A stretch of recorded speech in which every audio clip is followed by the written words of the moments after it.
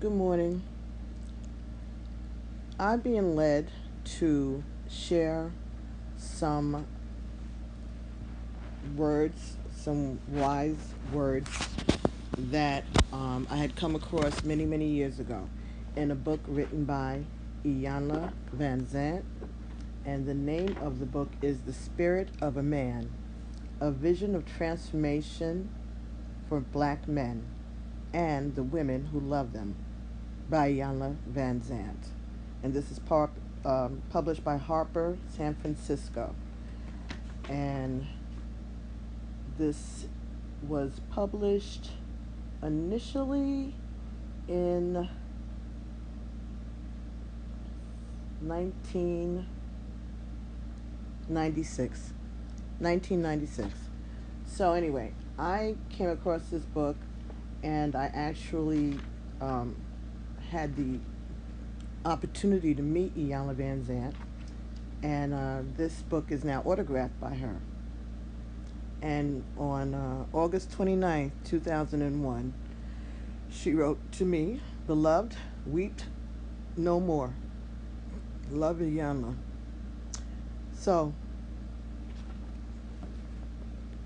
I was led to share a chapter of this book with you, and I would recommend, if you can find it on Amazon or wherever. It's made in paperback now. I've given this book to many, many men in my life that I've come across that I felt needed to, that would benefit from reading this book. I just gave it to them. I don't know if any of them ever read it, but whether they have or they have not, I passed on the information. So this particular chapter is entitled My Brother's Keeper, Acknowledgement. The story of Ogun in Yoruba culture is an excellent example of how and why differences result and people become oppressed or regulated to the status of outcasts. Ogun was an ironsmith and a warrior. His purpose in life was to protect the village from bands of roaming thieves and to use metal to create the tools needed for life and the weapons when needed for war. Ogun was a very large, very black, aggressive man who did not like to wash but loved to drink palm wine. His presence was formidable. Those who did not know any better would say Ogun was a beast. Most of the villagers were afraid of him, not only because of his appearance and size, but also because he was able to kill swiftly, violently, and seemingly without remorse. Women and children ran away from him. The men approached him guardedly, only when they needed his services. Ogun's presence created such a disturbance amongst the villagers that the elders banished him into the woods, where he lived and worked in isolation. Ogun had no wife and children. He would listen as the young women passed his compound, wishing one of them would come and try to keep company with him.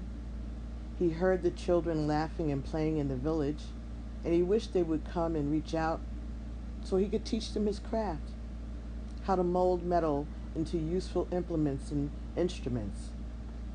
He heard the men talking, laughing, and drumming, knowing their hearts were filled with life and love because of the women and children. He listened and heard, knowing he could not have. He lived among the animals, working day and night to serve the others who despised him. He drank palm wine to soothe the pain of his isolation and longing. The village people hung a bell in the entrance of the woods leading to where Ogun lived. When his services were required to create or repair an item, they would place the materials at the entrance of the woods, ring the bell, and run away. In turn, Ogun would come to the entrance, stick his hands out to retrieve the items, and know exactly what needed to be done. The elder women brought food to Ogun in the same manner. When there was a problem in the village, someone would ring the bell in rapid succession. This let Ogun know that he needed to be prepared to fight and to protect. One day, the village children decided to play a trick on Ogun. They would ring the bell and run away. When Ogun appeared, with his machete drawn, prepared to smite down the enemy, no one was there. The children would hide and Ogun would have to retreat. The plan was executed to perfection. The bell was rung, and Ogun appeared at the roadside, sweating, growling, swinging his machete, prepared to strike down the source of harm. When the children who were hiding in the bushes saw the huge, black, half-naked man swinging his war weapon in the air, they could not help themselves. They howled with laughter. Ogun was so growling mad, with such intent to destroy the enemy, that he did not hear them. It was not until his machete chopped away the tops of the bushes in which they were hiding that they scampered away. Ogun stopped. Realizing a trick had been played on him, he retreated to his place in the woods. Hurt, confused, embarrassed, Ogun began to drink. He had protected them, served them by furnishing everything they needed to stay alive and be protected. Why would the villagers play such a foul trick on him? Although he loved them and wanted to be with them, they had made him an outcast, and now they taunted him. Why? Many weeks passed. Ogun drank more than he worked. Many items had collected at the entrance to the woods. Ogun would not respond to the bell. There was speculation in the village that he had fallen ill or he was dead, but no one dared to approach to confirm the speculations. After all, he was a beast. The children decided they would once again draw Ogun out of the woods. They would ring the bell and not stop until he came out in response. When the clang sounded, Ogun was too drunk to move. He heard the bell and made every attempt to get to his feet. The bell continued to clang. Slowly, Ogun gained control of his senses and composure. Remembering what had happened the last time, he became angry. What if this is just another trick? The bell continued to ring. What if thieves were robbing the elders, killing the children, and raping the women? The bell continued to ring. Ogun knew he had to make a choice, to respond or to stay in the woods. The bell continued to ring. Hurt, confused, half-minded by the influence of palm wine, Ogun gathered himself and his war weapons and charged from the woods. The children did not hear him coming and did not move fast enough. Ogun began to howl and swing, and when it was over, half of the children lay dead, cut into pieces by Ogun's emotional isolation and drunken rage. The village people did not understand Ogun. What we do not understand, we fear. Although Ogun was useful and served a purpose, he was different. Differences, when they are not understood, create fear. When we cannot understand our fear, we want to control. Human control genuinely implies physical force or psychological captivity. Because Ogun was unable to articulate his feelings and his needs, he internalized the impact of his isolation. It was his fault. He wasn't right. There was something wrong with him. His appearance was something he could not change. His purpose was unlike that of anyone else. His natural instincts made it difficult for him to live within the villagers' guidelines.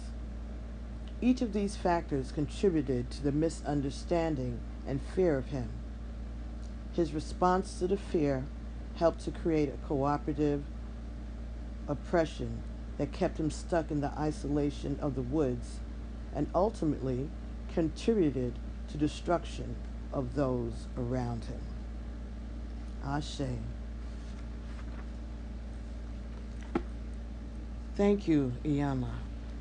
So, that's the story of Ogun the warrior. So, in this day and age, a warrior is a soldier, a police officer, could be a military person, could be anyone, and it doesn't have to be only a he, it could be a she. If you resonate with this message in any way, make it fit for you. If you feel like you're an outcast, if you feel like people only want to use you, if you feel like people come and take advantage of your energy and your soul and your service and your charity and your humanity, and then they run away, maybe this is a message that's meant for you. Okay? You do have a purpose, and maybe you just need to separate, because sometimes people just don't get it, right? But you have a purpose. There is a need for you to serve the community in the best way that you can, within whatever limits you're able to. But don't be discouraged, beloved. Maybe this is a message for you to look at someone around you who you may have outcast and see the beauty and the usefulness in that relationship or in that person. So, thank you so much, beloved, for allowing me to share this information. As we learn more about the Yoruba Pantheon, I'll be sharing more. And as I'm allowed to upload this to YouTube, I'll read more of the chapters of this book as I'm led. So, thank you so much for allowing me to share this message this morning. I appreciate your patience with me, and I appreciate your subscriptions, your love, your comments. So share this message with a man in your life that may need that. You might know who he is, or maybe you don't. But there might be someone around you who's feeling a little left out and lost. And maybe this will heal him a little bit, or at least explain to him that he does have a purpose and that his work is being acknowledged. So, thank you for allowing me to share this message with you. I love you guys. Peace. Namaste. Ashe. Amen.